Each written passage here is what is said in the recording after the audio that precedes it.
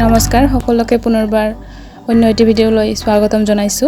আজিৰ ভিডিঅ'টিত অসমৰ জনপ্ৰিয় ধাৰাবাহিক বেহাৰবাৰী আউটপোষ্টত নতুনকৈ অভিনয় আৰম্ভ কৰা ৰিচা চেত্ৰীৰ বিষয়ে কিছু কথা জানিম।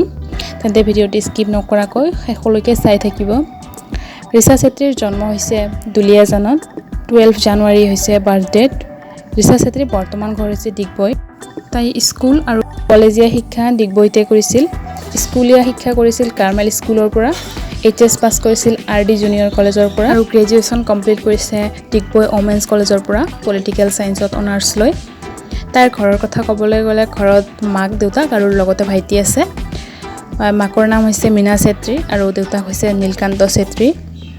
তাই অভিনয়ৰ অহাৰ আগতে মডেলিং কৰিছিল আৰু মিউজিক ভিডিঅ'সমূহত অভিনয় কৰিছিল। জানিব পৰা মতে বেহাৰবাৰী আউটপোষ্টত অভিনয় কৰাৰ বহুত আগতে অৰ্থাৎ 2016 চনত ৰেঙুনি টিভিত আন এটি চিৰিয়েল কৰিছিল আৰু সেয়াই আছিল চিৰিয়েল জগতৰ আৰম্ভণি।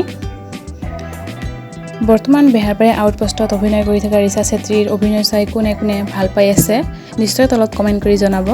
আশা কৰিছোঁ ভিডিঅ'টো চাই ভাল পাইছে। ভিডিঅ'টো চাই ভাল পালে নিশ্চয় লাইক এটা কৰি দিব আৰু চেনেলটি ছাবস্ক্ৰাইব কৰিবলৈ নাপাহৰিব।